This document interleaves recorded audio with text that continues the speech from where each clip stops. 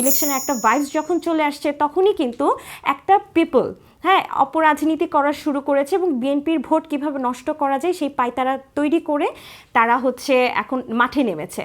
তো আমরা যদি কিছুদিন আগে যে সোহাগ হত্যা হলো সেই সময় আমরা যদি এটার ভিতরের ঘটনাগুলো চিন্তা করি তাহলে দেখব এখানে একটা ভিডিওতে ওপেনলি আসলে একটা ইনসিডেন্টস হচ্ছে আর সেখানে ওপেনলি খুব ফোকাসড ওয়েতে ভিডিও করাটা কিন্তু এত সহজ কথা না। তো এটার পিছনে কে বা কারা দায়ী সেটা আমাদের খতিয়ে দেখতে হবে। 5ই আগস্ট শেখ হাসিনা আমাদের বাংলাদেশ থেকে পালিয়ে গিয়েছে, কিন্তু আওয়ামী লীগের যে নেতাকর্মীরা তারা প্রেতাত্মা হয়ে আমাদের সমাজে বিভিন্ন জায়গায় ছড়িয়ে ছিটিয়ে লুকিয়ে আছে। তো এখন বর্তমানে ছাত্র সমাজ যারা নতুন দল তৈরি করছে তাদের দাবি শুধুমাত্র তারাই শেখ হাসিনাকে এই দেশ থেকে বিতাড়িত করেছে, কিন্তু তাদের পিছনে আমাদের বিএনপি নেতাকর্মীদের কত মানুষের রক্ত যে এখানে আছে সেটার কিন্তু কোনো হিসেব কেউ বলতে পারে না বা কেউ বলতে চায় না, প্রকাশ করতে তারা ভয় পায়। আমাদের অসংখ্য নেতাকর্মী মারা গিয়েছেন। আমি যদি আমার উদাহরণ দেই যে 5ই আগস্টের আগে যখন আমার বাবাকে খোঁজা হলো এবং আমার বাবাকে খুঁজে না পেয়ে তার ব্যবসায়িক প্রতিষ্ঠানে আওয়ামী লীগের প্রেতাত্মারা থেকে শুরু করে একটা বাহিনী গেল যে আমাদের ওই ব্যবসায়িক প্রতিষ্ঠানের সমস্ত স্টাফকে অ্যারেস্ট করা হলো। সেই দিন রাতেই আমি আমার বাচ্চাকে নিয়ে রাত 12টার সময় বাসা থেকে বের হয়ে গেলাম। তাহলে এখানে কি আমার কোনো স্যাক্রিফাইস নেই? আমি একটা ছোট বাচ্চাকে নিয়ে আমি কোথায় যাব? আমার পালাতে হলেও তো অনেক কিছু ব্যাপার থাকে। তো আমাদের সবার প্রত্যেকটা মানুষের এখানে স্যাক্রিফাইস ছিল। বিএনপির প্রত্যেকটা নেতাকর্মী মাঠে ঘাটে পাট খেতে ধানের খেতে পালিয়েছিল।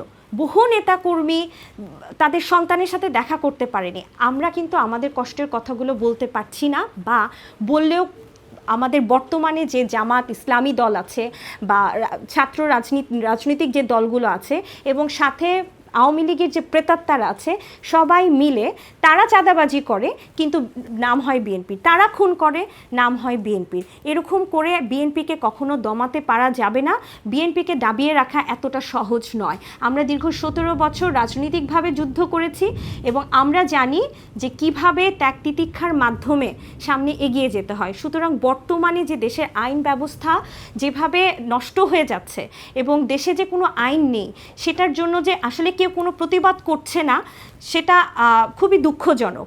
এবং বিএনপি একটি শান্তিপ্রিয় দল, সুতরাং শান্তির মাধ্যমে বিএনপি প্রতিবাদ করে যাবে। আমরা চাইলে কিন্তু আমরা কঠোর হস্তে বর্তমানে যে রাজনৈতিক দলগুলো বিএনপিকে উদ্দেশ্য প্রণোদিতভাবে চাঁদাবাজের দল বলতেছে, খুনির দল বলতেছে, আমরা কিন্তু কঠোর হস্তে জবাব দিতে পারি। কিন্তু যেহেতু এটি একটি শান্তিপ্রিয় দল, সুতরাং আমরা শান্তির মাধ্যমে প্রতিবাদ করব, শান্তিপ্রিয়ভাবে আমরা নির্বাচনে অংশগ্রহণ করতে চাই এবং আমরা যে জনগণের জন্য সবচেয়ে জনপ্রিয় একটি দল সেটি বাংলাদেশের জনগণ সামনে নির্বাচনের ভোটের মাধ্যমে বুঝিয়ে দিবে যে বিএনপি একটি সবচেয়ে জনপ্রিয় দল এবং আগামীর রাষ্ট্রনায়ক আমাদের সবচেয়ে জনপ্রিয় তারুণ্যের প্রতীক সবচেয়ে জনপ্রিয় নেতা জনাব তারেক রহমান সাহেব যে প্রধানমন্ত্রী হবেন সেটি আমরা বিশ্বাস করি, বাংলাদেশের জনগণ বিশ্বাস করে এবং সেই লক্ষ্যে আমরা এগিয়ে যাচ্ছি। বাংলাদেশের মানুষ আসলে তরুণ নেতৃত্বকে সাদরে গ্রহণ করে, কিন্তু এটা আমরা বিগত সময়েও দেখেছি। 2018 সালে কিন্তু আমাদের তারুণ্যের প্রতীক জনাব তারেক রহমান সাহেব তরুণ বেশ কিছু ইয়াং নেতৃত্বদের কিন্তু নমিনেশন দিয়েছিলেন এবং তিনি এখনও বর্তমানে অনেক তরুণ নেতৃত্বকে তুলে আনছেন, তার মধ্যে আমিও একজন।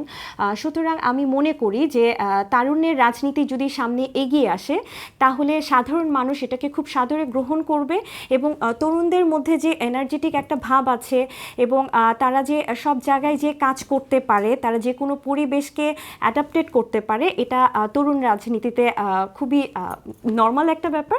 সুতরাং আমি মনে করি যে আমার সাথে যদি আরও তরুণ নেতৃত্ব এগিয়ে আসে তাহলে আমরা বিএনপির থেকে একটা ভালো কিছু দিতে পারবো।